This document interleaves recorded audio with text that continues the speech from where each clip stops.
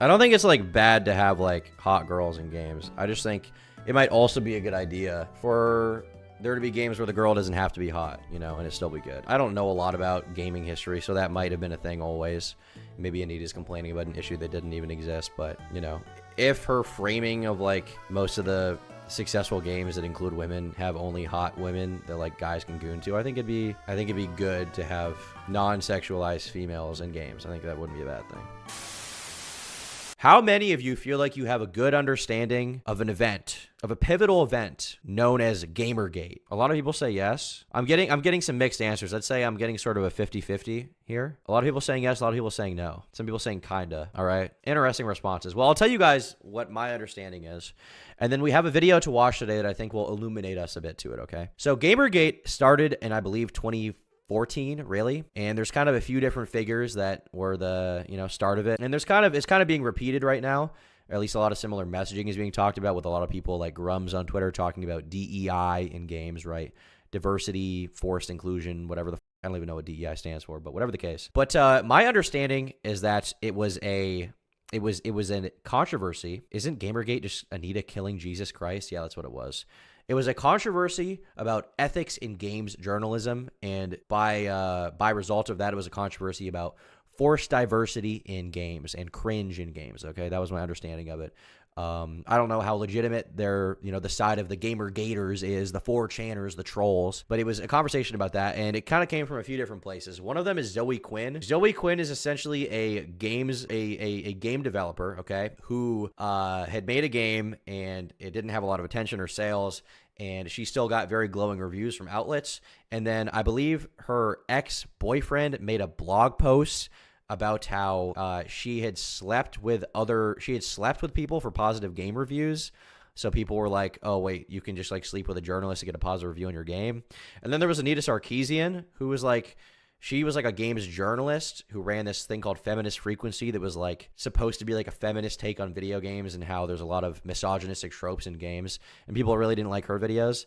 I thought DEI meant dicks entering intensely. I think that is the real meaning. But I'm going to be honest, guys. I only came on the internet, like I was using the internet at that time, but in 2014, okay, I was born in 2002. I'm currently 22, okay? It's 2024 now, which means 10 years ago, I was 12 years old. I was not watching Gamergate. I did not know what it was. What I was watching when I was 12 years old was a little guy called Captain Sparkles in a little series called Minecraft Survival regarding Jerry's Tree. This is what I was watching. Actually, let's be smart about this and put on the chest plate that I just made myself. I don't know why I didn't do that, and let's just rearrange the items in my hotbar really quickly. Go in with a sword, and I'm gonna kill monsters everywhere. Yeah, what's that, skeleton? This is what I was watching, okay? I was watching this guy. I was watching Minecraft Hunger Games, okay? That was a great series. He would play with Beijing Canadian and a number of other YouTube gamers, okay? I enjoyed it quite a bit. The most hated woman in YouTube history. Hour-and-a-half long video. We've got some serious content. We're going to learn about Gamergate today, boys and girls. We're going to learn about it all. I've been planning to watch this video since it came out on stream because I know it's going to be good. I know we're going to get some information.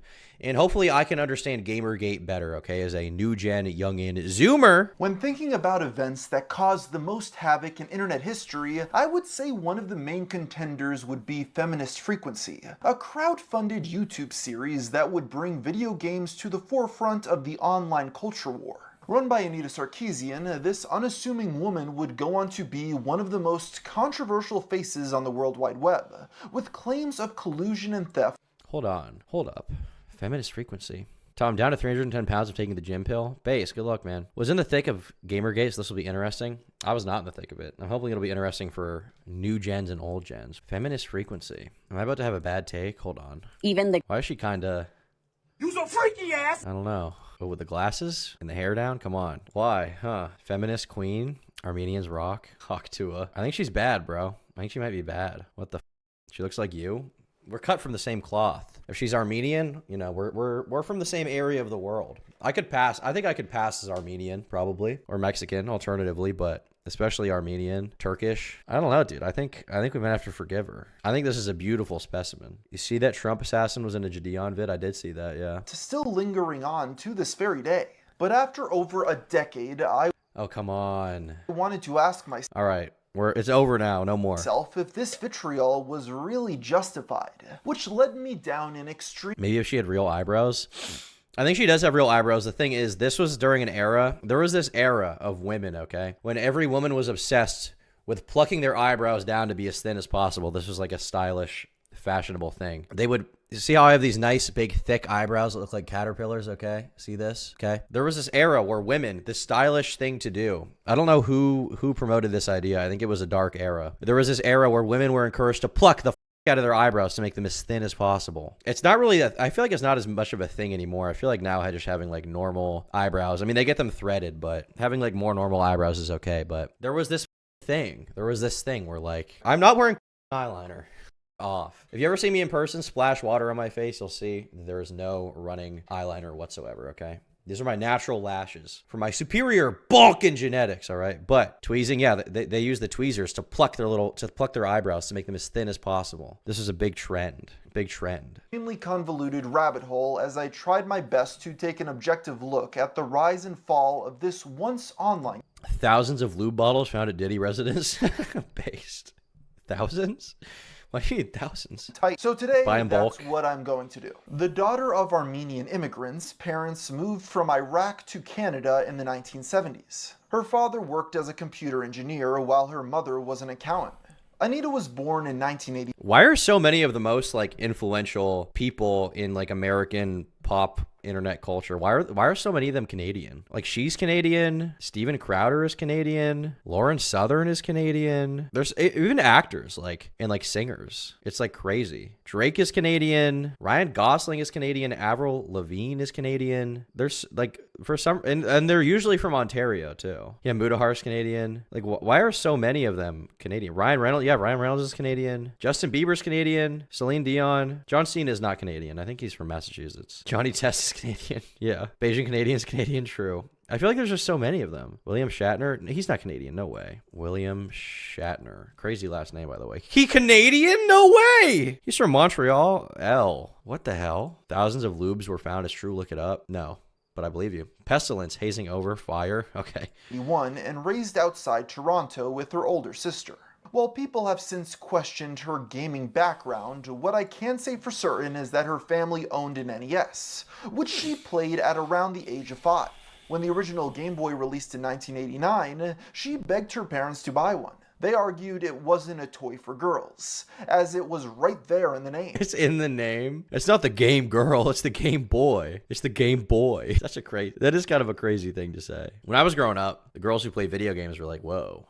Gamer girl who plays Mario Kart on the DS. Whoa, that's what I want. Okay, that's what I wanted. I wasn't into this anti-gamer culture. I was very progressive even from a young age. Gamer girls, that's what we needed. Listening to you while I managed one of the busiest restaurants in El Paso. If Mama Max is still here, would definitely hire him as a dishwasher. How are you listening to me while managing? I'm impressed you can do that. Can you address a customer? Can you make sure the host says Happy Skibbity to everybody who comes in? Can you make them say, Happy Skibbity, how may I take your order? Happy Skibbity, come right this way to this table. Can you make them say that? Even buying a Super Nintendo. It's Mario Brothers, not Mario Sisters, yeah. Girls, get out. When she turned 10. Anita's home life was a blend of Armenian and Arabic culture. With her family still having loved ones in Iraq, she got a different view of the first Gulf War. But the differences went deeper than that. When Anita first started school, she could barely speak English. That got her bullied to the point that she never spoke Armenian again. Eventually, she learned to fit in as she moved through middle school. In those years, she tried to live up to her parents' expectations, but changed in high school as she explored the counterculture. The young teen began changing outfits at school to wear things her mom didn't approve of. She listened to grunge and Marilyn Manson. But she was also self-admittedly a bossy kid who had the beautiful people. Imagine not speaking English. Don't they speak Canadian in Canada? To be the center of attention. This led her to get beat up several times. I didn't fight back. I remember being like, oh, someone's punching me. Cover your head and wait till it's over. And then they just got really bored. Dude, this is just making me like her more, okay?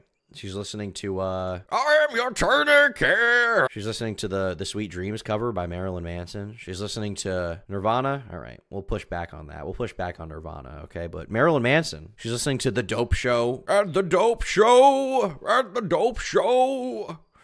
At the Dope Show. Sounds, amazing. Sounds like a good time. She's edgy. When she turned 15, her family moved to Orange County, California. It disrupted her entire social life, but she found her crowd at a place they called Hippie Hill.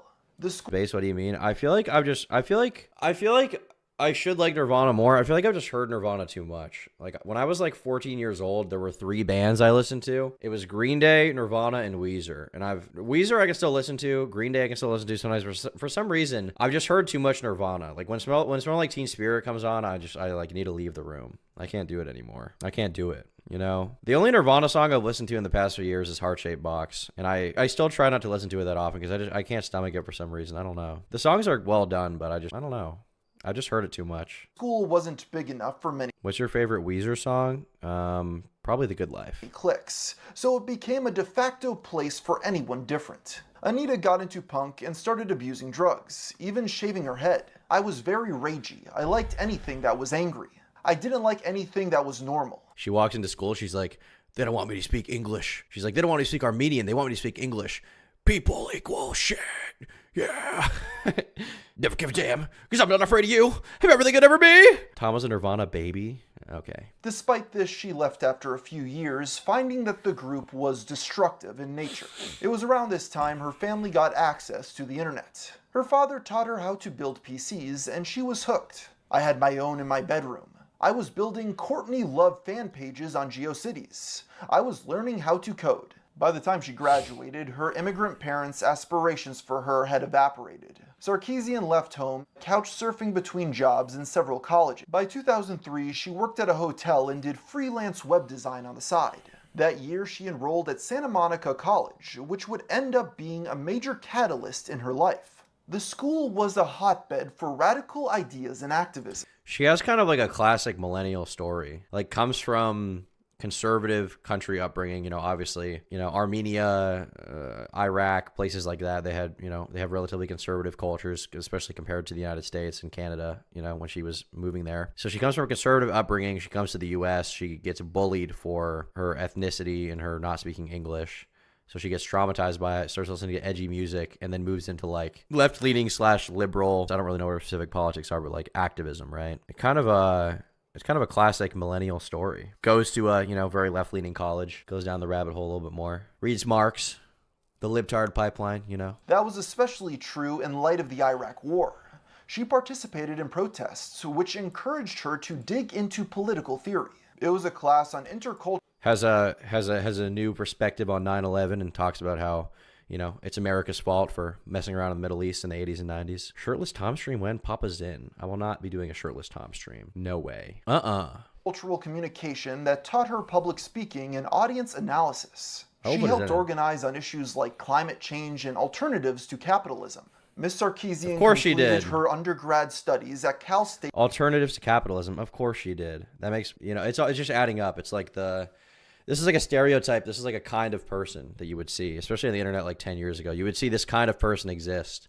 And then they started permeating our culture. receiving her bachelor's in 2007. This is when she took interest in performance as a mode of activism. She moved to New York to publicize the work of political action groups. That entailed learning photography and giving them media training. A friend from the time recalled, Like, unironically, this is kind of like it's kind of a parallel to what happened with Mia Khalifa, where Mia Khalifa comes from like she comes from a conservative upbringing, somewhat at least, culturally conservative family from the Middle East and, that region. She comes to the United States. Armenia's not the Middle East. Shut up. It kind of is. It's like, it's like the midway point between Europe and the Middle East. Comes from like a Middle Eastern kind of conservative background, decides to rebel against it. But Anita did it through left-wing activism, and Mia did it through sucking penis on video. But there's parallels to these things, it's worth mentioning that the labels she'd place upon herself were different in this era.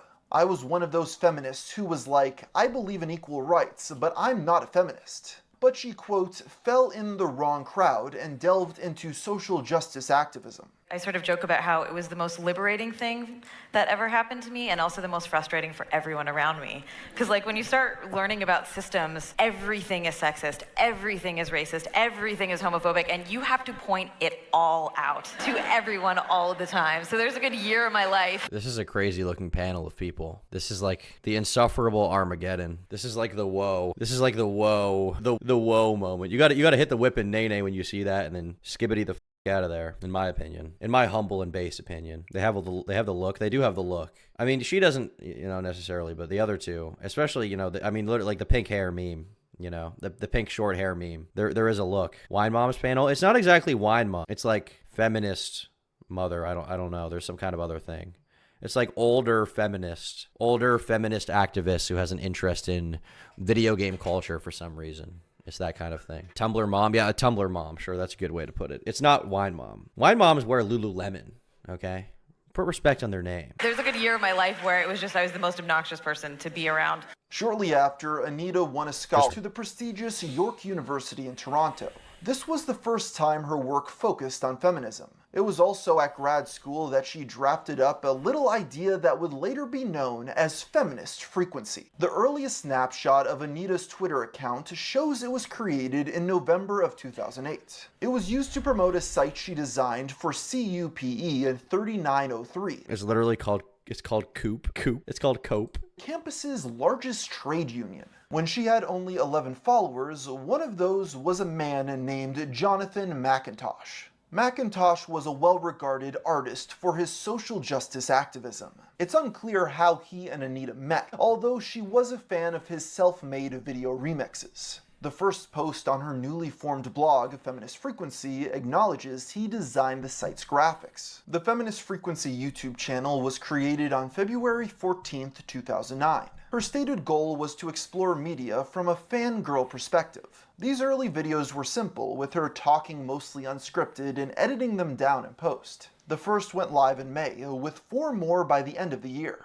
Her subjects included Twilight, True Blood, and Veronica Mars. The last was the Bechdel test. The Bechdel test for women in movies. This is the test of, does the movie include a woman whose motivations are not because of a man, right? The Feminist Frequency channel. The first video, Dollhouse renewed. Why not Terminator? Sarah Connor Chronicles. Why we need you, Veronica Mars. This is so of its time. 2009. It only had a short run of 3 seasons, and only 2 of which were actually watchable. The 3rd season has sort of been written off as a fluke. There's a lot of problems with it, but Comments turned off. I'll save that for another video. That said, you should go out immediately and BitTorrent, pirate, rent, buy, whatever you have to do to watch Veronica Mars, because it will totally be worth it. It's a show about a teenage detective. So why do we need her? Racism. The show is of course not without its faults. It has some problematic portrayals of racism and classism, but it does actually acknowledge those things and talks about them throughout the show. This is in comparison to most mainstream television shows that don't even really acknowledge that racism or classism exists. I think that even though it talks about it in a sort of problematic way, just having that on our television screens, I think, is a step towards making our TV programs more anti-racist. Thank God. Well, thank God for that. Why we need you, Veronica Mars. Oh, she's still posting to this day. Interestingly enough. What is her most popular video? Oh, it's this video. This video was so hated when it came out. This video was so absolutely hated and railed on. Comments were turned off once again. I think part of why people didn't like this, if I had to guess, is like the dishonest messaging also mixed with like this very like BuzzFeed mainstream kind of aesthetic to it, where it looks like a real like almost like TV thing that's like funded by somewhere. And I don't think it was. It was probably just her doing it, if I had to guess. But it kind of has this like aesthetic of establishment mainstream media. From the opportunity of being the architects of their own escape, and therefore prevents them from becoming archetypal heroes themselves. Today, many old school damsel games are being resurrected for modern platforms, services, and mobile devices, as publishers are in a rush to cash in on gaming nostalgia and capitalize on any recognizable characters from years gone by. For example, Sega's 1993 platformer Sonic CD, featuring a damseled Amy Rose, has been enhanced and made available for download on a wide variety of modern platforms. Jordan Mechner's famous Karateka and Prince of Persia Peach. Although Donkey Kong is perhaps the most famous early arcade game to feature the damsel in distress, it wasn't the first time Miyamoto employed the trope. 2 years earlier, he had a hand in designing a 1979 arcade game called Sheriff. In it, a vague female-shaped collection of pixels, referred to as the They really don't like this idea of like a man having to save a woman in some righteous journey. They really don't like that kind of concept. I don't really understand why it's so, in particular, that's so offensive. I guess I understand this idea that like women need to have agency in stories, but I think it's okay to have this trope of a damsel in distress. Like I don't think that's an inherently bad thing. It's kind of heroic and sweet, if anything. The idea of saving a woman from certain doom, the hands of an evil man, you know, sometimes it's got to happen. A measure of the representation of women. No, comment says a lot. Well, the comments being turned off says a lot for sure. In fiction. While the term was broadly understood in academia, she helped popularize it to a wider audience. This video was so big, it was even shared by Roger Ebert and received 20,000 views. Pretty decent accomplishment at the time. And this was at its core the intent of her series, taking these concepts and making them mainstream. I think that popular culture is a common language that we all speak. The poet Muriel Reichsire wrote that the universe is made up of stories, not of atoms, and I really like that quote because I feel like pop culture is one of the ways that we learn about ourselves and the world around us. In March of 2010, Anita was invited back to Santa Monica College for a lecture. This will come up again later, but for now it's notable Melanie Klein. Ethan Klein moment? for spawning her first video about gaming. As part of her presentation, she created an edit in the style of Jonathan Dick's video games? What the hell? Tosh's work. Her next two uploads Is it just there's too many male protagonists? So she made like an epic EDM dance song for people to shuck and jive to? That's funny. were for Bitch Media's blog Mad World. In retrospect, she was the first one to call Boogie2988 a fat ahead of her time. True. Although I doubt she used those words, but you know, she was right with that. You know, she hit the nail on the head. One video proved controversial for criticizing the game Bayonetta. Anita dismissed the franchise as adolescent fantasy, calling it overly sexualized and graphic. First, the positive things about the game. She's a single mother, and that's kind of it. Her video primarily centered around the game's advertising campaign, which had a billboard that invited passerbys to strip off flyers until the main character was nude. Bayonetta is like a gooner game, right? I mean, I know there's like combat in it, but isn't Bayonetta a gooner game? That's always been my understanding of it. Whenever I saw it, I was just like, naked girl or whatever, hot, sexy girl. Why did I look up gooner? I almost looked up gooner game on YouTube. Referred to as the beauty.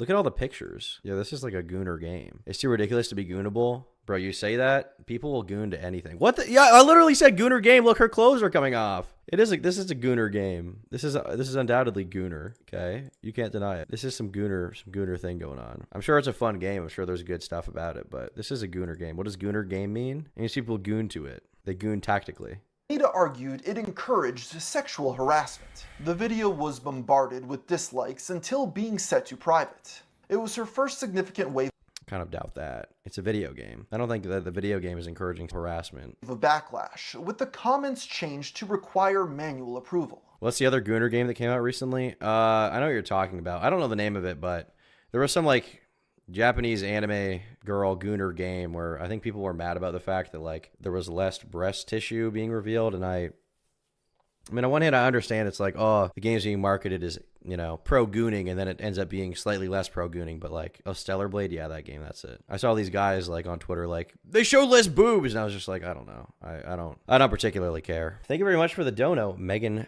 Picard. Tom's the official YouTuber of the Teamsters Union, Rip Jimmy Hoffa. Maybe Jimmy Hoffa is still alive, and he's hanging out with Jeffrey Epstein right now, because he's alive. Space Marine is anti-gooner game. It does seem anti-gooner for sure. Literally destroying the bug catchers, okay? Makes sense. That June, she completed her master's degree with a thesis called I'll Make a Man Out of You, Strong Women in Science Fiction and Fantasy Television. The paper analyzed female protagonists and the problems with replicating what she called stereotypically masculine behavior.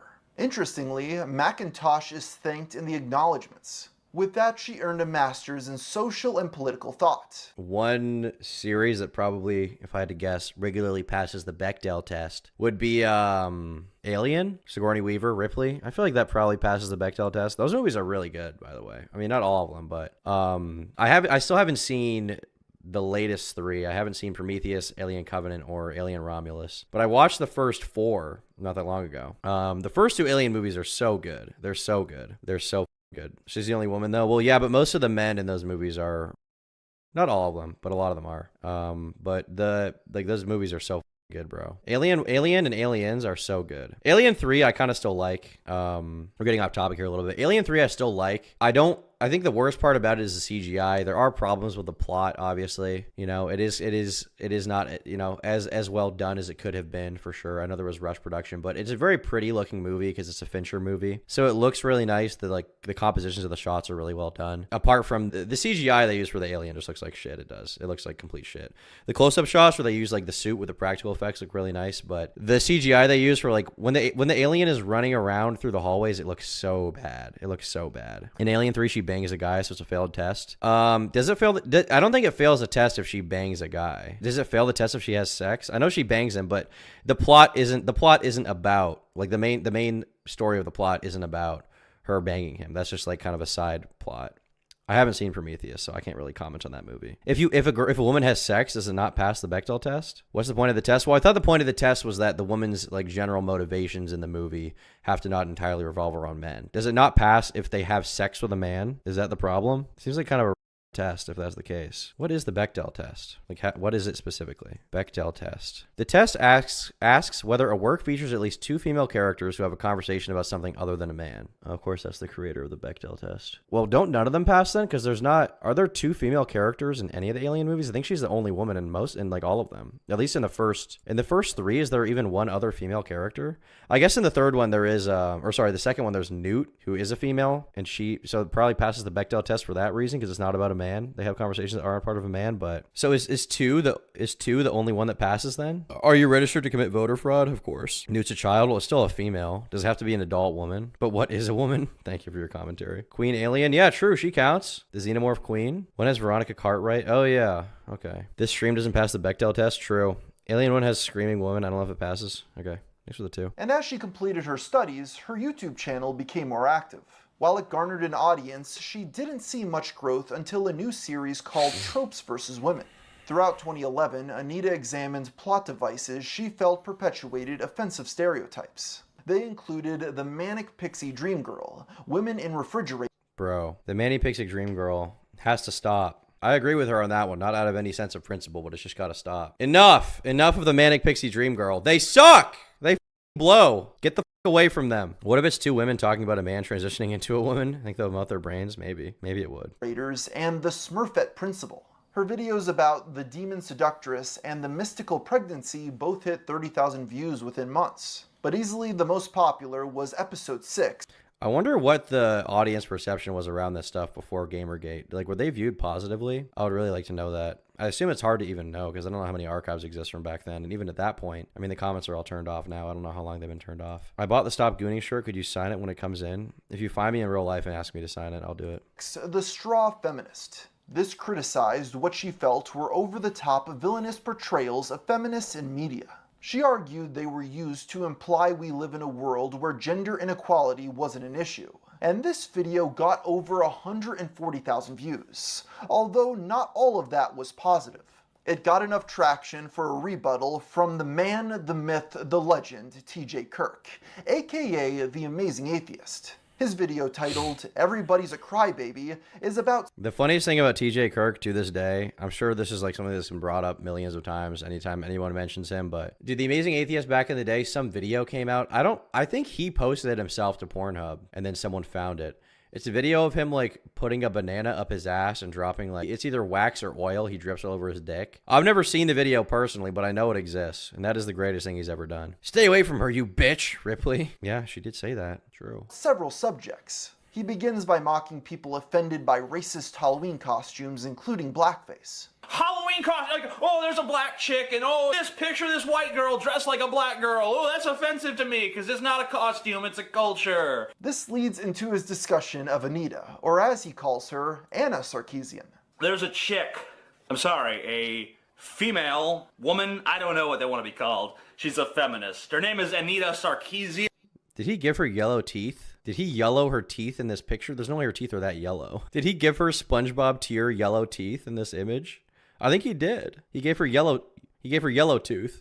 That's crazy. She runs a YouTube channel called Feminist Frequency. This guy was so big back in the day. He was like, I feel like he was paving the way for like YouTube commentary response videos. People like him and like Repsion, where they just sit in front of their camera and play a video for a couple seconds. That's like the meta now. I'm not saying they were the first ones to ever do video responses, but he was pretty big. Ironically, the Bechdel test is based on a comic about two women who talk about the theory, but the point is to enjoy your time without being hung up on semantics. Oh, okay. Literally does. She watches TV shows and movies and points out His talking style makes me want to eat razors. He is generally very conceited, I find. He's very condescending for sure. I think I remember seeing his videos back in the day. I don't remember if I was like a fan. I feel like he was a little bit before my time, really, because I really started getting into YouTube as like a community thing in like 2015, 16 and onward. And I think he was around then, but I think his heyday, his real peak was like 2012 to 2014. That's my understanding. sexist. This video is so important because Kurt was the first of many to start portraying her as claiming media was corrupting, framing Anita akin to the video games cause violence crowd of the 90s and 2000s. The thing is, this actually wasn't the premise of any of her videos at the time, as her argument is that it reflects harmful views on our society, not that it causes them. I think it's important to critically engage with video games and comic books and movies and TV shows because it's a reflection of our society. Whatever the case, it was the first time another creator picked on her show. That's probably true. I think it can be good to do critical media analysis and try to understand how our own values and norms and thoughts are reflected in media. I think that's interesting. With many TJ fans, I remember H3 covering this. Did he cover Anita Sarkeesian? That's a far cry from what he's up to now. Wasn't his peak when he exposed Milo? Did he expose Milo? I don't remember that. TJ, Kirk, Milo. Wait, did he go on Joe Rogan? I didn't know he went on Joe Rogan. Tom takes are the only takes that make sense. Sometimes Aswin Gold, but Tom's the only gets my hard-earned money. Thanks for the 10. I'm definitely not like I don't want to be seen as like the guy with good takes. I don't want to be seen as that. I'll definitely have bad takes. I'm just as prone to being as any other person, I would say. I didn't know he went on Joe Rogan. Hello, freak bitches. So, your podcast was the big podcast that... Oh, it was because, I forgot this. Milo went on Drunken Peasants, and that's where he talked about, he kind of tacitly defended relationships in the gay community between older men and younger boys. Okay, I remember this now. It was kind of a combination of mine and yours. And I remember it was yours. It was me watching him on your show that led us to ask about that. Because I saw him on your show, and he was like God at the time. Because I remember at the time he was on... I forgot he was part of that. Interesting. Oh, wow. This episode of Drunken Peasants has 600K views. It's probably the most viewed one ever, right? Wait, why is it not on the channel? Oh, it streamed 8 years ago. It's under the live tab. Yeah, it is. It is the most popular one that they did. Interesting. I think I went on Drunken Peasants once with this weirdo named Cult of Dusty. Drunken Peasants. Maybe I went on twice. Yeah, this is it. How old was I then? 2018? I must have been October 2018. I think I had just turned 16 when I went on this podcast. I think I remember people not liking my conversation with him. I think he said some weird shit. He said something about like housewives. He said something about like housewives and like black men. It was a real movement at one time. And then it dissipated. Now we're worried about SJW cucks, like we're going to have our wife somebody in front of us every day. I don't think that's a worry. It's a fear tactic. Like, that's the problem. That makes hot porn. Who cares? Ever watch cuck? That shit's hot as shit. Dude's sitting in the corner whacking off. Some big black guy's railing his girlfriend. Dude, I remember this way too vividly. Holy shit. It's hot, man. Is it hot? You know? Like I always, because I have an attention problem, so I'm always looking at the guy jerking off. She's into it. Okay. She's back there. I'll just sit in the corner and jerk off then. I just like watching. I swear I was like mean to him here and people didn't like that. And when a guy's in the background jacking off, I find myself looking at him too often. I have a serious problem with attention. Like, I remember I was jacking off. I was a teenager. Did they forget you were 16? I mean, I don't really care. I don't think that's... I was not traumatized. I was jacking off. My friend was sleeping on the couch behind me. And I was, like, looking at the screen. I was jacking off. And I was looking back to check on him to see if he didn't wake up because I wanted him to wake up to me jacking off. And I realized, because I was so, like... My attention was so... up. I couldn't focus. I was looking at him more than I was looking at the porn. I'm just sitting there staring at my friend sleeping. That's what you're supposed to look like. You're beautiful. Just slapping back and forth. Turkey Tom, you're too young to talk about cuck. So we'll move back into this Amazon patriotism. No, he's not. He's probably watched more than all of us. No doubt.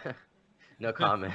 no comment. I worked in porn for like 20 years. I said no comment. That's crazy. I swear people were mad at me or something for this podcast on their subreddit. I can't remember it. I want to find this now. Reddit, Turkey Tom, Cult of Dusty. I I want to find this. I need to go on is there a Drunken Peasants subreddit? I found it. I can't believe I remembered this post. Turkey Tom sucked. Kid comes on, has some terrible jokes and insults Dusty, then leaves so early into the show. Brought nothing to the table. What did I say to Dusty? I want to know what I said. I want to say I called him a cuck. Willie Maxwell's in chat saying, my life. Cuck of Dusty. I swear I insulted him at some point, but I don't remember what the I said. I wish I had someone to just go through this for me and find all the timestamps. I think I had to get off early because my mom was like, you have to go to bed. I want to say. What the did I say about him? What did I say about him? Redditor mogged you, you're coping. True. You need to watch the Gamergate Law and Order SVU episode. It has Logan Paul kidnapping a female game developer because games are for bros. Dude, I remember that. Logan Paul Law and Order. I remember just the scene of him with the gun and thinking it was funny. Yeah, Logan Paul gets killed by Ice-T. Drop the gun. I'm gonna blow your head off. Okay. Say it again. Drop that gun. Okay. Got it. He's like a racist gamer. Ice-T killed Logan Paul. Based. What did he actually say in this? Go home, gamer girl. Go home, gamer girl. No. Get out. Is that Anita Sarkeesian? That's supposed to be her? There were two of them. They were just like total FALs. Fusil automatic léger, which translates to light automatic rifle. It's just another carbon copy FPS with new skins, but the same 10-year-old engine. It's exactly Same 10-year-old engine. the same. All right, you need to think really carefully about what you're doing right now. Don't talk, officer. Moving up, blow your head off. Okay. Say it, drop that gun. What did he actually, what did he say? Logan Paul, Law and Order, Gamer Girls. I want to actually see what the he said. It's for don't engage, waiting you to run by and shoot you in the back. They are pieces of crap. It's a little kid, dude. His dad's just What did Logan Paul actually say in this? Was Logan Paul even a thing 9 years ago? I feel like he wasn't. I think at this, was it, Jake was on Bizarrevark, right? He was on TV. I swear. Yeah, here we go. I feel much better now. Give me 10 minutes, yo. gamer girl. Camper. I want to kill killer bees. Killer bee slaughtered. I feel much better now. I took a little 10-minute break and I just, unwound a little bit and I feel much more relaxed and able to deal with this ridiculous, unrealistic show. For that skank arena. Isn't it being a crime? Isn't being a crime, Logan Paul says. You should arrest her. Drop the gun. Shut up, bitch.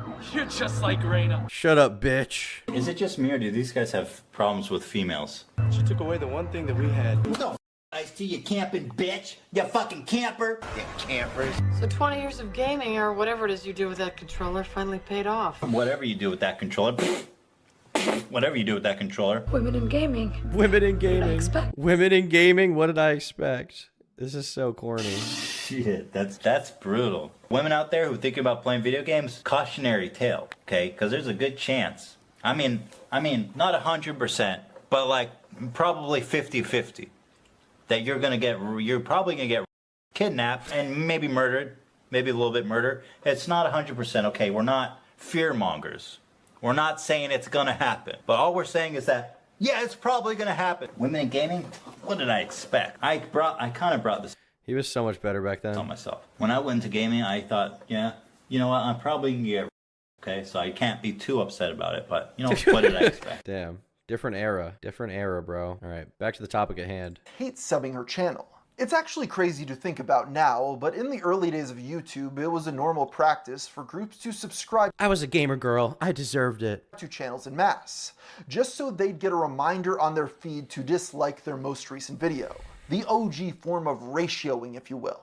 It was an early sign of the eventual feud between atheists and feminists. A month later, her channel surpassed 10,000 subscribers. In addition to her output, she moved to San Francisco to lead several creative workshops. She also spoke at the Women, Action, and the Media Conference in LA. The activist was building notoriety, which only grew as she covered broader topics. In early 2012, she released 2 videos criticizing Lego for its gendered marketing. Strangely, this is the time period that Anita and Macintosh claim that they both met each other. This is weird because we have archives showing that they definitively were. This is supposed to be good, Ethan. I mean, you have to give some apologia to the old videos. I mean, they are literally like 10 years old, right? It's a different time. Humor has changed a lot since then. For the time they were released, yes, those were very good videos. I don't want to hear any historical revisionism. Old H3 was very good. Obviously, you know, even with some of like Filthy Frank's old stuff, like some of it hasn't held up the best, you know, in retrospect, but you know, especially for the time, it was very good. You have to give some level of like forgiveness for something being somewhat cringe when it was released in a certain time period, you know, because there was just different standards and different kinds of humor around. I mean, think about the shit that I find funny, you know, it's infinitely more than that, and there's no point to it. It's like the Jokler, you know, talking to each other 5 years prior. Regardless of this discrepancy, here Macintosh would say about Anita, she's very personable and friendly on screen and off. She puts everybody at ease, and that comes through on camera. Both videos, as well as her next about the Oscars, got hundreds of thousands of views. By May, her channel boasted over 2.5 million views and 20,000 subs. This is also when she was invited to speak at Humber College. While it's difficult to verify due to a lack of archives, this is when her channel apparently caught the attention of 4chan. And the more popular I get, the more I get. Like 4chan has found me, and they're atrocious.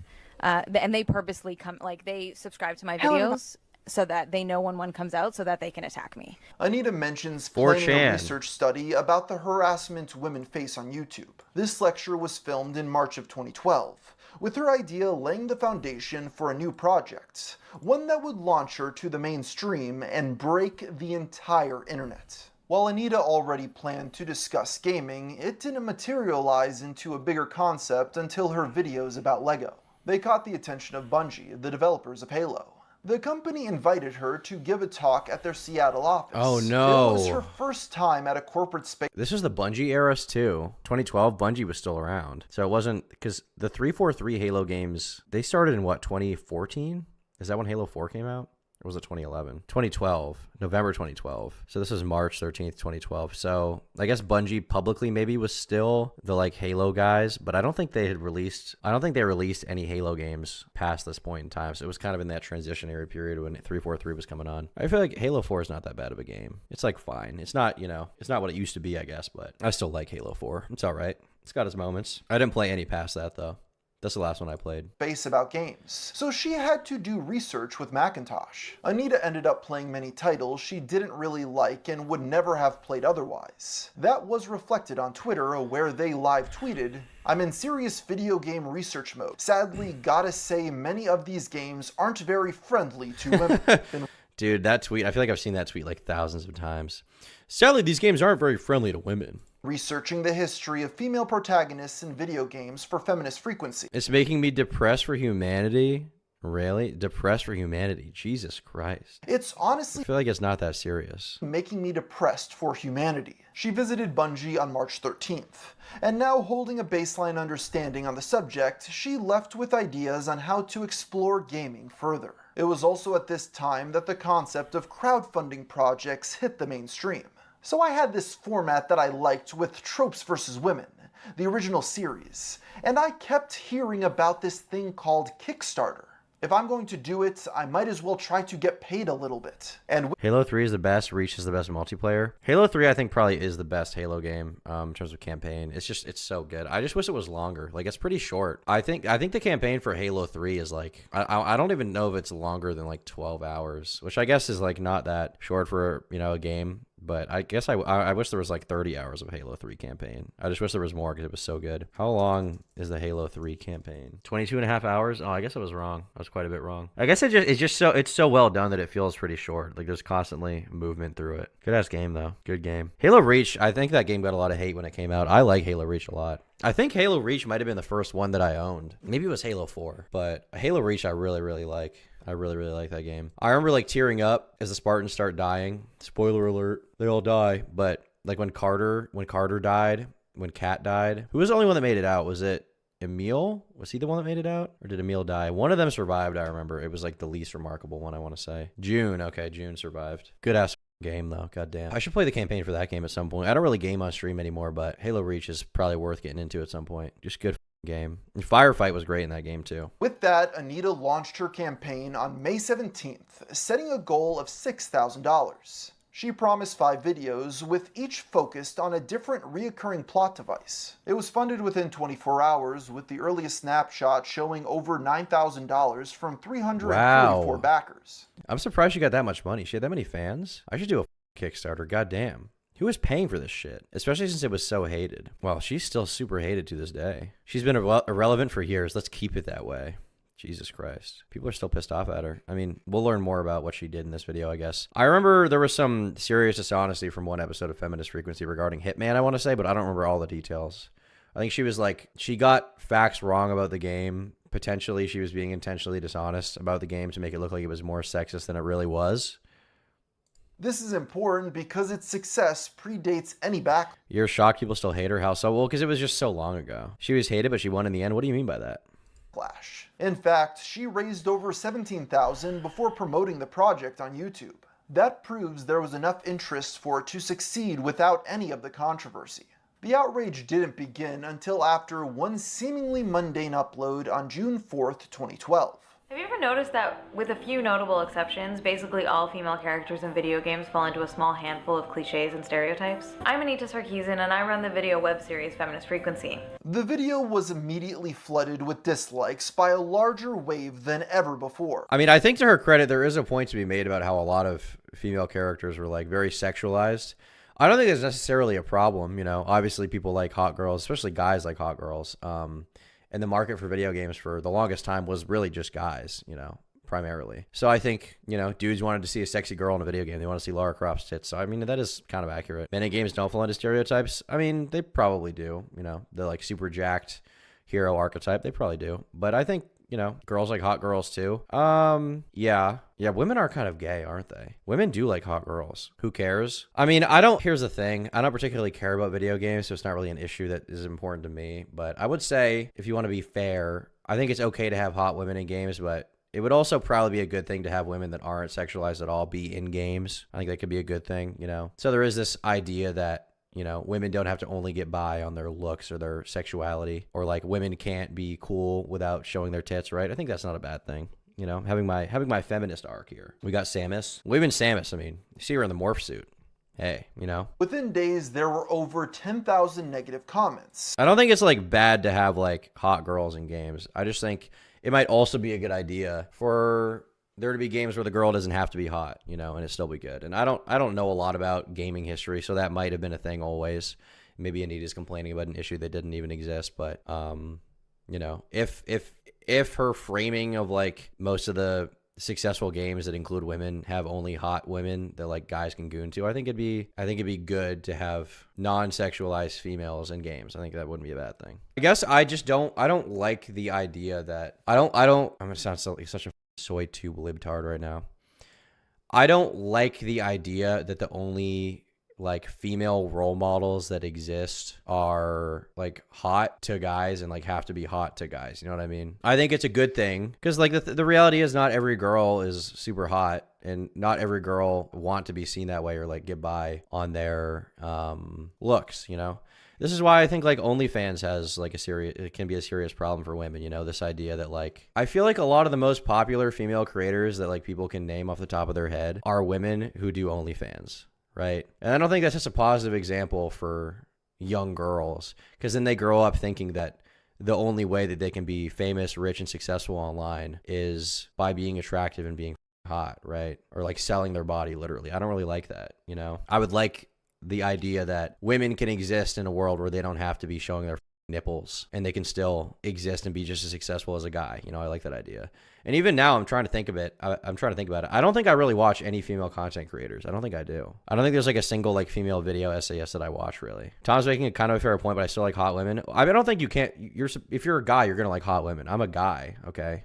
I have a dick. I get aroused. I like hot girls. I like it. System McFly. Yeah, I guess I do watch System McFly. That's a good one. Still, like 99.9999999% of the people I watch are dudes, you know? And like if you look at Twitch, like a lot of the most successful female creators are like really incentivized to sexualize themselves, you know? It's kind of, it's almost like an expectation for like, it's almost an expectation that like any female streamer will have an OnlyFans And if they wear any revealing clothing, like if they wear a crop top or a low-cut shirt with like a little bit of cleavage showing, the expectation is that they will have an OnlyFans. And once again, I don't really like that idea, you know? I don't really like that idea. Brett Cooper, I guess I do watch Brett Cooper now and then. Although I'm kind of destroying my point here because I don't, you know, when I do bring up Brett Cooper, it's not because of what she's saying. Actually, it totally is. But yeah, I think it would be a nice world where girls don't have to think that the only way they can be popular or famous online is by being hot or something, you know? Only question, why don't you with Skibbity Latrine? I do. Keep up the slop, I will. But yeah. Until she finally disabled them on June 16th. What's interesting is, unlike previous videos, these messages weren't set to manual approval, so the whole world could see them. The description states, "I have left the comments open on this video as a way of showing why this topic is so important. Don't feed the trolls. Except maybe to thank them for proving to everyone that sexism in gaming is indeed a huge problem." This implies they were intentionally left on as bait, becoming the basis of a blog post 2 days later. These are the types of silencing tactics often used against women on the internet who dare to speak up. Things only intensify. One thing people seriously hate is the victim complex. People really, and I hate it too. I hate seeing when someone is like, "I'm the only one willing to say this. I'm a martyr," and it's like you're talking about video games, you know. And like maybe some of the stuff she's talking about is important, but people hate this, like, the whole internet's coming after me because I'm the only based one, you know. Like it's such a annoying thing to see, you know. Maybe she did have some legitimate points. I don't really know. I haven't seen all of her content. I haven't seen much of it. I've only really seen the stuff where she's been dishonest, but yeah, people really hate the victim narrative, and I hate it too. That's why VTubers are popular and saturated. Oh, you mean to the point I was talking about earlier? Yeah, I mean, I think a lot of people who watch VTubers see it as like their virtual anime girlfriend, which is like, brother. Resulting in a second post on June 10th. This coordinated attack has included attempts to get my accounts banned, a torrent of hate on YouTube, plus countless threats of violence, death, sexual assault, and as part of that intimidation effort, the Wikipedia page about me was vandalized with misogynistic language. Are you gonna cover Bo Blacks? I don't know, maybe. It's like the least interesting thing to me right now. Pornography and racial slurs. In hindsight, something I can't shake the feeling of is that Anita knew what she was doing here. Given her previous media training, she likely knew how to leverage the negativity to her favor. It would also make sense given her previous idea of a research study. But of course, that doesn't justify some of the insane comments being left about a series that didn't exist yet, especially one already funded by her own audience. The story first got coverage from gaming outlets like GameSpot, Kotaku, and Rock Paper Shotgun, spreading until reaching The Guardian. It quickly sparked a wider debate over if and how the community should change. Her Kickstarter ended on June 17th, raising over $150,000. Okay, so she makes these videos. She gets some mean comments, I guess. She plays the victim, talks about how she's a martyr, and then she manages to get the mainstream media to talk about it, which is particularly, you know, egregious to people because it's like, well, now the mainstream media is on it. It's like, you know, they're attacking us. The people at the top are coming down on us. People with quote unquote official publications are coming down on us. And then also the narrative is that like all gamers are sexist. That's like the impression, right? All gamers are sexist incels, right? I get the annoyance. Well, aside from the reaction of the general public so far, which makes it kind of seem like you've done more harm than good for females. How about that? While many were already shocked, it was only going to escalate. Anita was targeted with DDoS attacks and attempts to hack her account. They tried to dox her but were unsuccessful. A wide variety of memes circulated, many using offensive derogatory imagery. This led her to make a third post. Why do people always make snowmen? Why not snow women? Anita Sarkeesian.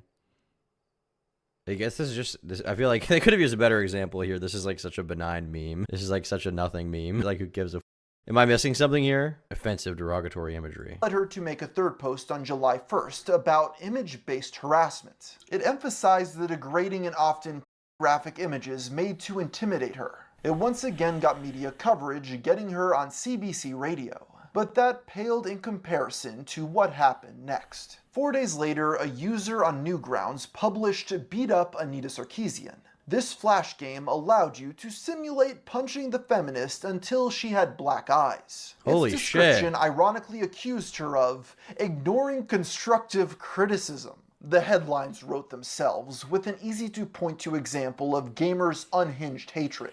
It was covered by the New Statesman again, quickly disseminating to other outlets to highlight. This kind of shit is why the Law and Order This is why the Law and Order episode was made, because you have like these bad apples, these bad examples of like, you know, you can cherry pick easily these examples to be like all gamers are like this. One person tried to DDoS me. One person made a video game where you can beat me up, and then it was like, you know, used to paint all gamers with a bad light, and then you end up getting some dipshit writer who went to some shitty school who, you know, works on Law and Order. It somehow gets greenlit to write an episode about how gamers are violent and Logan Paul is going to kill Anita Sarkeesian for being a hoe, right? What does DDoS mean? A DDoS attack is, to my understanding, essentially when someone floods a website with so much traffic, so many requests to connect, that it has to shut down because there's so much traffic going to it. It's like, you know, classic. It is illegal to do. It's like you're crashing a website, basically. It used to be a much more common thing when people were running like individual websites. It's not so common now to be able to do it because most of the websites people visit are big sites like YouTube and stuff like that, and they have DDoS protection from services like Cloudflare. But essentially, it's like you flood a website with so much traffic that it can't handle it. That's my understanding. Online harassment. The troll. Let's read about it. DDoS attack. A cyber attack in which the perpetrator seeks to make a machine or network resource unavailable to its intended users by temporarily or infinitely disrupting services of a host connected to a network. Typically, it is accomplished by flooding the targeted machine or resource with superfluous requests in an attempt to overload systems and prevent some or all legitimate requests from being fulfilled. Okay, so the range of attacks varies widely, spanning from inundating a server with millions of requests to slow its performance, overwhelming a server with a substantial amount of invalid data, to submitting a request with an illegitimate IP address. Okay, so I was kind of right in layman's terms. Trolls turned her into a martyr, garnering sympathy from the public at large. That's how KF was shut down for a little bit, right? Yes, Kiwi Farms was shut down for a bit because their DDoS service was publicly pressured to stop working with them, and they did. And then they were left vulnerable to DDoS attacks, which makes the site go down, essentially, yeah. Anita was subsequently invited to EA Dice, the devs behind Battlefield and Mirror's Edge. She even held a TEDx talk about the response. So I'm no stranger to some level of sexist backlash. I've sadly gotten used to sexist slurs and sexist insults, usually involving kitchens and sandwiches. But what happened this time was a little bit different. I found myself the target of a massive online hate campaign. Feminist Frequency ended the year with 36,000 subscribers, and Macintosh and Anita got right to work, purchasing over 300 games for their research. While much of the backlash at the time was surface level, there was some more valid criticism. When her video on Bayonetta resurfaced, many felt it was obvious she never played the game. There was also a tweet that implied she was... The idea that hot girls shouldn't be in video games is ridiculous. All of us male gooners love playing games staring at a hot, jacked edgelord. I feel like the idea that women can't be hot in video games is ridiculous, yes. The point I'm making is more that it would also be cool to have, you know, video games, which they probably do exist, you know. But it's also, I don't really play games. It's also good to have games where the girl doesn't have to be hot, basically. That's what I'm saying. That's all I'm saying. Obviously, guys like hot girls. I like hot girls. You know, it's a biological thing. You're wired that way. Was in favor of race segregation. They exist, but nobody plays them, and they don't sell well. Interesting. You don't play games? No, not really. I mean, I was playing Fortnite for a bit on stream. That was my thing for a while, but I don't really play games. I don't really get much out of it these days. Segregated classrooms. I've actually read many studies that state the opposite, that gender-segregated classrooms improve learning. Same with race. No way. What the f?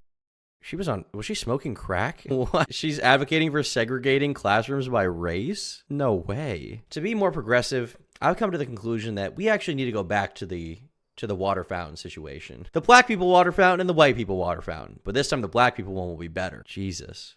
It's worth emphasizing that the story of her trip to Bungie wasn't yet. To me, like, this is part of the problem with these kinds of people. Like, I feel like there could be a legitimate point made in general about like the start of what she was saying, which is why I was like giving charitability and sympathy to her argument. But then the argument gets so far that it becomes actually segregation is good and we should go back to that. And it's like, how the f did you wrap around to that again? Was the study created by the Daily Stormer? Like, well, the Daily Stormer actually says, you know, the most feminist way to deal with this issue is by segregating men and women into different classes. It's like, why? Isn't the point to coexist? Isn't like the point of every civil rights movement over the past 60 years that we should coexist and be able to get along instead of separating us again? Like, come on. Yet well known. Many questioned her intentions with approaching video games at all. The first of its kind came from a channel called Instigative Journalism. Part 1 examines the activist's master's thesis. Anita argues in it that strong female characters still aren't feminist because they're only pretending to be men. The YouTuber points out contradictions in her categorization of masculine and female traits. This is used to infer a framework for the future of her career. She only cares about TV shows because that's all she actually watches. She's remiss to touch any... Isn't the point of Mulan, though, to show that, like she disguises herself as a man so she's accepted, but then she can do everything that a man can, and ultimately, in the end, she is accepted despite the fact that she's a woman. She's seen as just as capable. Isn't that the point of that movie? I feel like that's, like, a totally thing to even... for her to even imply about that movie. They're pretending to be men. Well, yeah, but, like, the point is, like, by the end, she gets accepted, you know? Like, I feel like this is so... It's almost so stupid it reads as rage bait. She has to assume the role of a male. Well, yes, at first she does, but that's only to prove that she can do everything that a man can. And once it's revealed that... Because, like, from the start, if she had been like, I'm going to be a woman in the military, they would have just denied her. But because of the fact that she pretended to be a guy, and she then entered, you know, into combat and performed just as well, if not better than men, then once the point in time came when she revealed that she was a woman, well, I think she was unmasked in that movie. I think it was kind of a slip. But when she was unmasked, they had to accept that she could, you know, do everything that a man could. I think that's the point of it. She broke the glass ceiling, yeah. Have you ever get tired of drama shit? No. Anything unless Joss Whedon is somehow related. She doesn't do original thinking or research and is satisfied with referencing and leaning on the things that she was taught in class. And when claiming to analyze or examine the thing is, like, this idea that, like, don't you get tired of drama? A lot of the drama I talk about, like in this, like, okay, it's drama. But the drama is, like, revolving around, like, really interesting cultural and societal issues, like representation in gaming, or, like, sexism, or, like, overblown victimhood complex, or, like, you know, like drama, people can call it petty. But what drama is really is just, like, the way that humans interact with each other, which is the most interesting thing possible. You know, I see this shit as almost like a TV show. The reason why people find, like, TV and, like, movies interesting is because it's, like, the interaction of people with the world around them and the interaction of people with each other. Like, that is necessarily interesting, you know? So, like everything is drama is the thing. So, no, I don't get bored of it.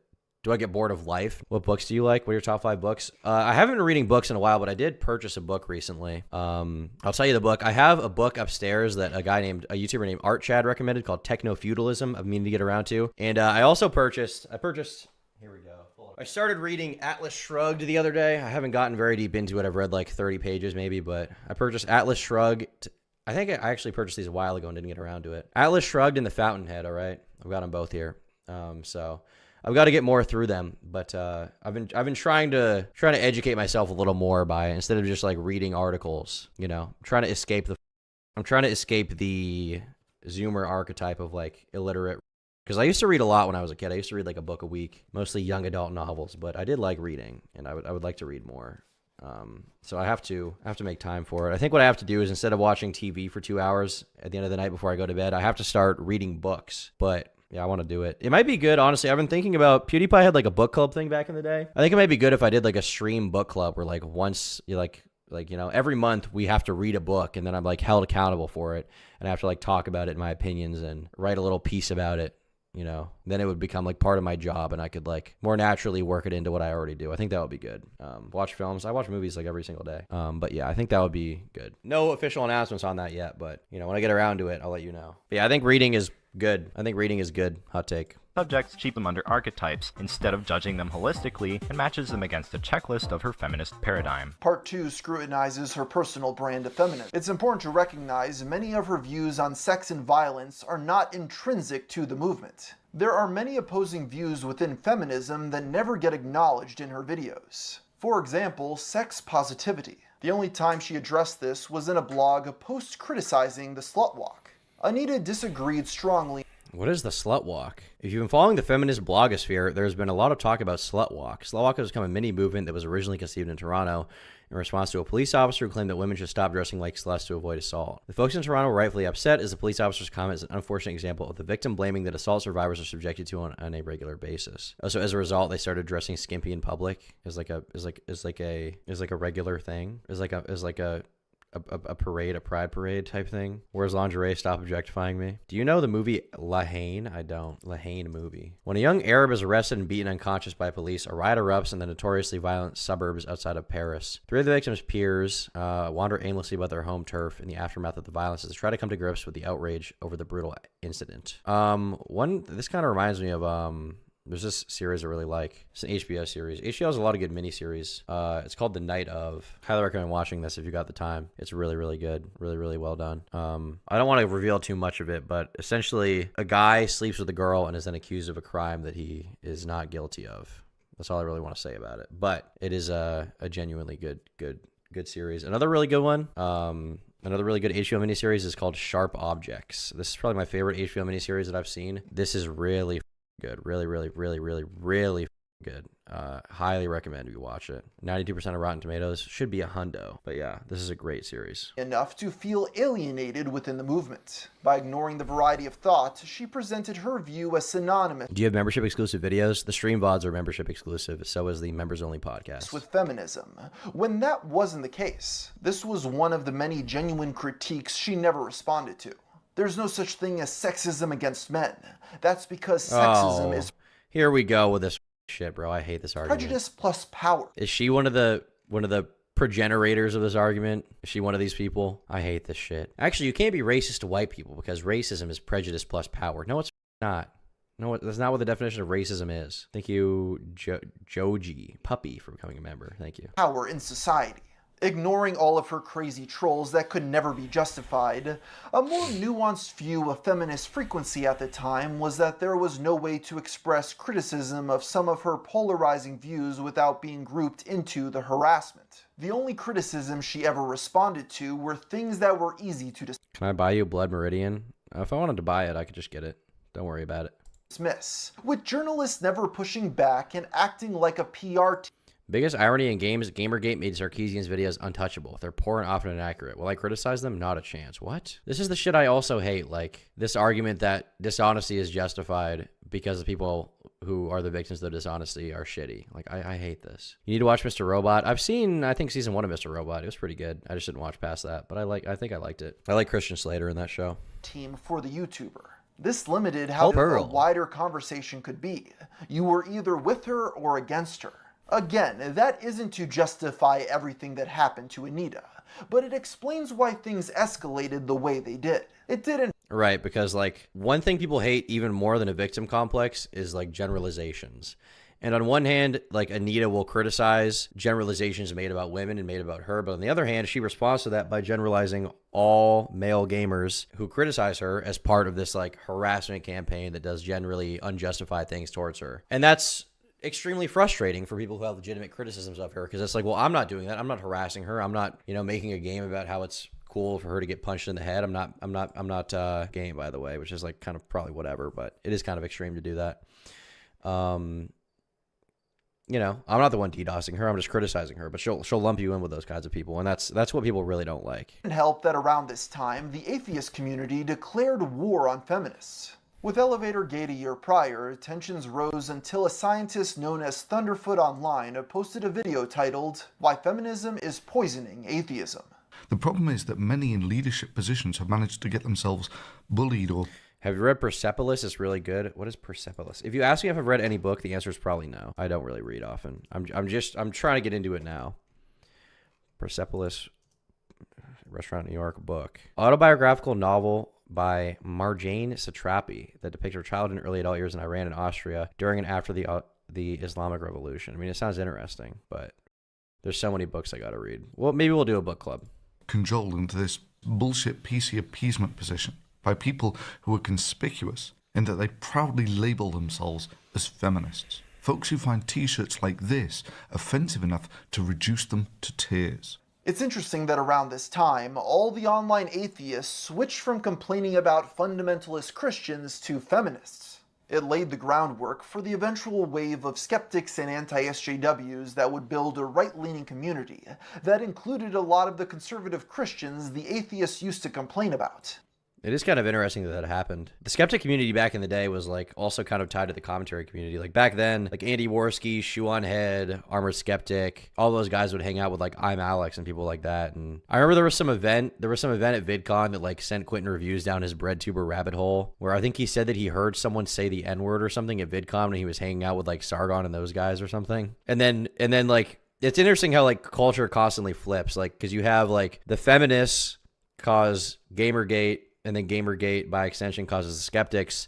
the skeptics cause breadtube causes like the new right. Like it's such an interesting flip of like, I feel like I'm constantly seeing culture just like mirror itself and be reflected every 3-4 years. By early 2013, Sarkeesian launched a Tumblr for her series, and a month later released the very first episode of the crowdfunded Tropes vs. Women in Video Games. The first episode of the Kickstarter back campaign was released on March 7th, 2013, called The Damsel in Distress. It was briefly taken down after a false flagging campaign, but quickly reinstated. Within hours, TJ Kirk uploaded Who's the Damsel Now?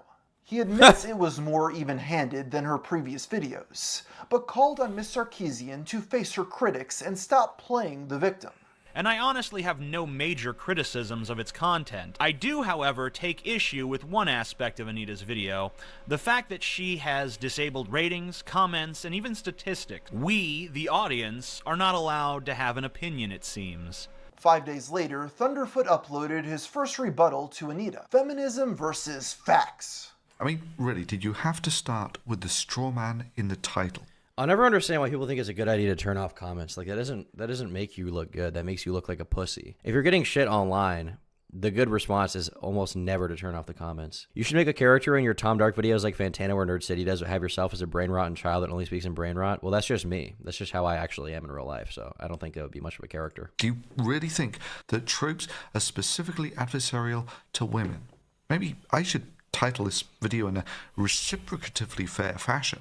Maybe something like Feminism versus Facts. This may very well be the origin of the idea behind facts don't care about your feelings. Based. Watching with 10 years of hindsight, this video strawmans her arguments. Thunderfoot claims Anita's noticing trends that don't exist, but that's despite the trope's very long history across literature and film. He implies Double Dragon Neon isn't a valid example because it ends with a damsel punching the villain in the nuts. Her argument is that it's a... With all the creeps you cover, you should read Lolita. It's a scarily good look into the mind, actions, and workings of a pedo. Freaky book, but worth it? Maybe, I don't know. I kind of get worried about... I don't want to, like, read dark shit like that sometimes. It's kind of just... It's, like, disturbing, you know? It's obviously disturbing. Maybe it'd be good for me to read that and, like, see into their mind, but at the same time, I don't know. I would ideally read something uplifting in my time away from YouTube. I feel like that might not be worth it, you know? Or at least something that's less depressing. I don't really want to read a book about, you know, how a pedophile thinks that bad. Plot device that happens to characters and doesn't necessarily define them. This symbolic performative gesture isn't a strong counter-argument to that. Remember, the damsel in distress's plot device is something that happens to a female character, and not necessarily something a character is from start to finish. I want to clarify that Tropes vs. Women in Gaming isn't a perfect series either, which we'll explore later on. There are also premises I can see people taking issue with because they're simply treated as accepted fact. The belief that women are somehow a naturally weaker gender is a deeply ingrained, socially constructed myth. I mean, it's really not. I mean, physically they are weaker on average. I don't think we can deny that. I don't think. I mean, mentally they're not weaker, but I mean, men are different than women. They're not the same thing. I think they should have the opportunity to be treated as equal. I think you should have equality generally. They should be able to do what they want. But to pretend as if there's no differences between men and women, and like the idea that like men are not stronger physically than women on average is kind of silly. It is not even kind of silly. It's very silly. Political YouTubers suck, most of them. Which of course is completely false. But the notion is reinforced and perpetuated when women are continuously portrayed as frail, fragile, and vulnerable creatures. The gender binary is an entirely artificial and socially constructed division of male and... It's not, though. It's also biological. Like, men and women, they do different things. I'm not saying that women have to be forced into certain roles, but men and women do different things, right? They're capable of different things. You know, women give life. They push a child out of them. They bear a child. Like, that's their capability. That's not the only capability, but men cannot bear a child. They cannot hold a child in their body. You do need men and women to give life, and they should both take care of the child. And I don't think every woman needs to be a housewife. I don't think every woman has to be reduced to being a housewife or raising kids. I don't think they can't do anything outside of that. But there's a clear physical distinction. The fact that it even has to be explained is... A literature podcast with you and Gokanaru and our Wendigoon would be a dream podcast. I've actually thought about that before.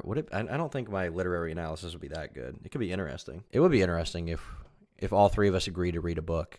Both of them would probably be down for that, I would guess, if I asked. Both of them would probably be down if I was like, let's all read a book and then talk about it on a podcast somewhere. That'd probably be good. Female into two distinctly separate and opposing classes of human beings. As I watched these videos for my research, I realized that they weren't that outrageous and pretty benign media analysis overall. This shouldn't be surprising since Anita has explained that unlike previous videos, which were much more off the cuff, these were much more intentional.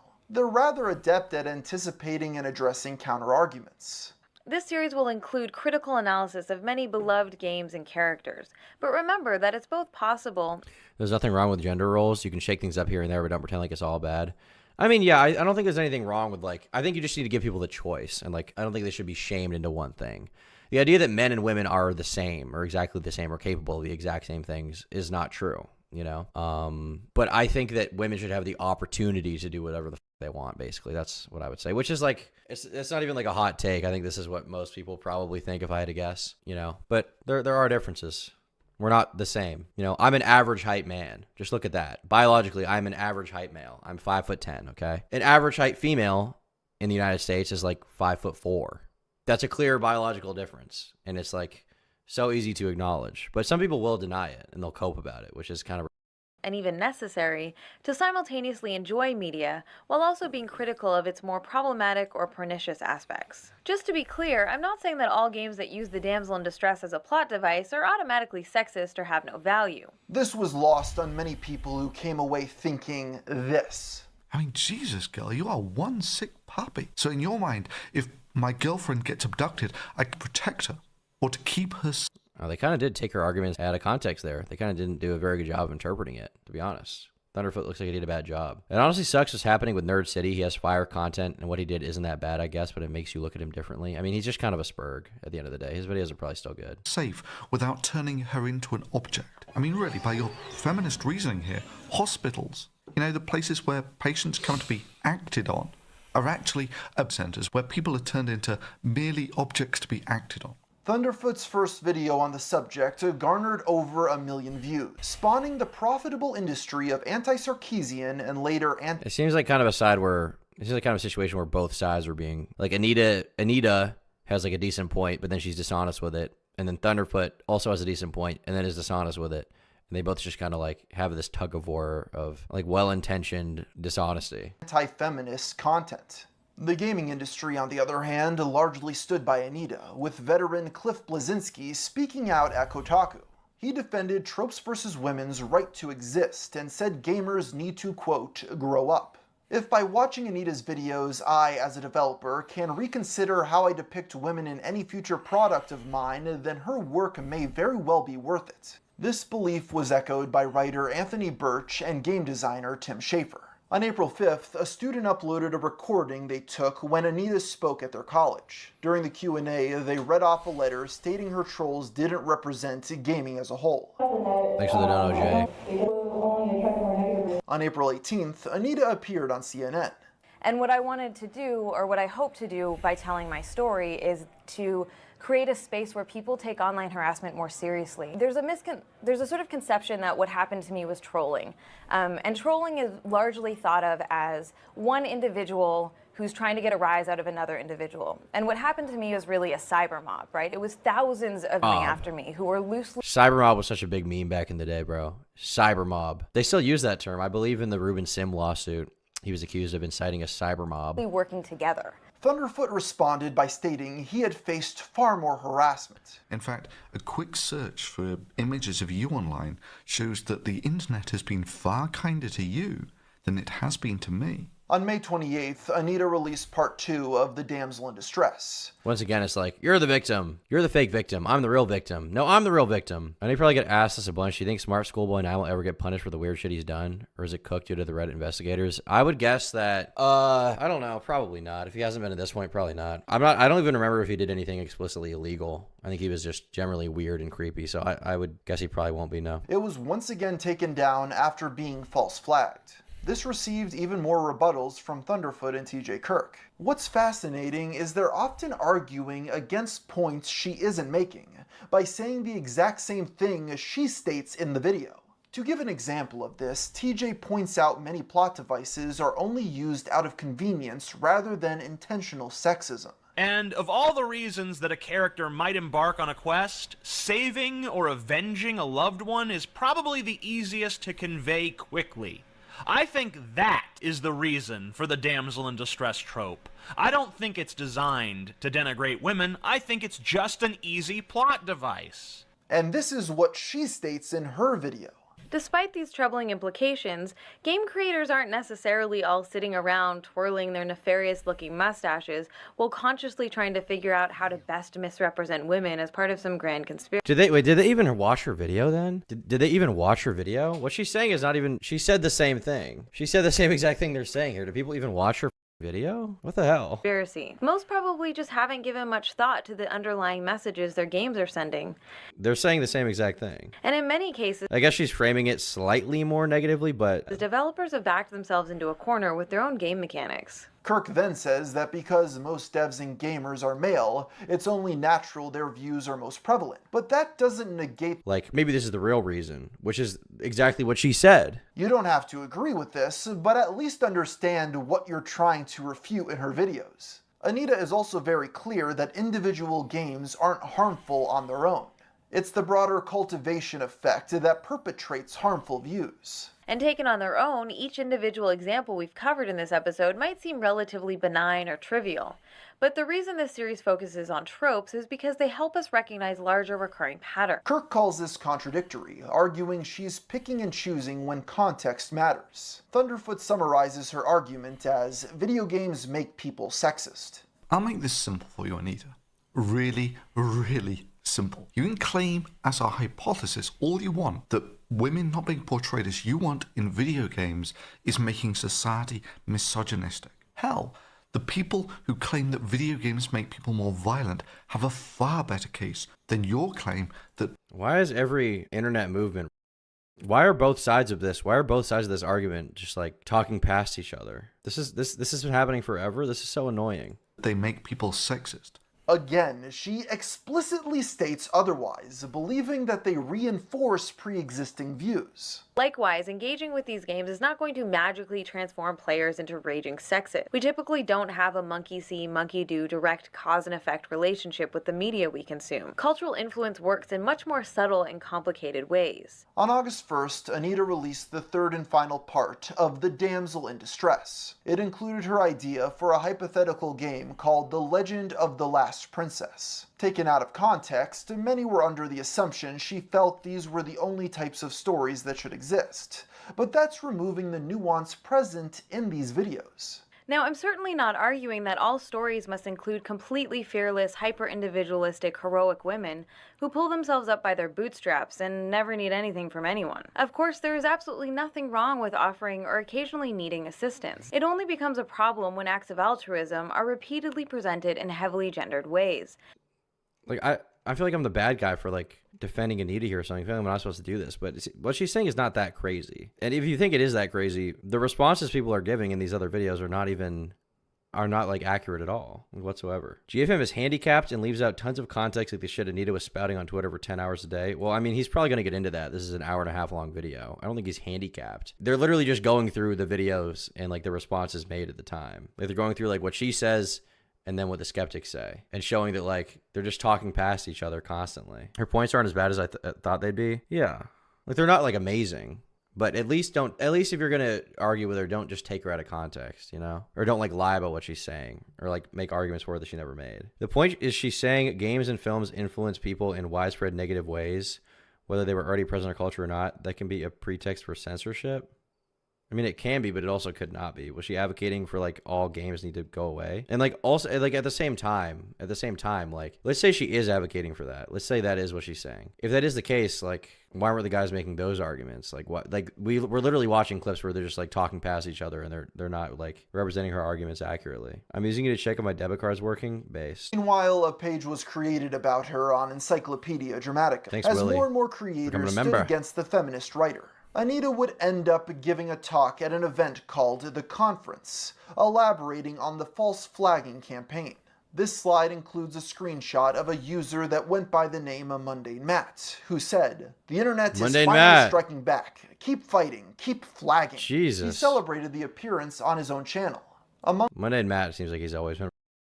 these new detractors was Jordan Owen, who began researching her past. This culminated in a video titled Anita in the Early Years. Tensions. Did you watch Destiny's reaction to H-React's recession video? I didn't see that. Did that happen? Destiny reacts to H-React. Did you actually watch it? When I look up Destiny H-React, all the old shit comes up. I'd be curious to see. What's the name of the video? I'm working. Okay. I'm going to go look at Tom Dark Rule 34 now. Wow.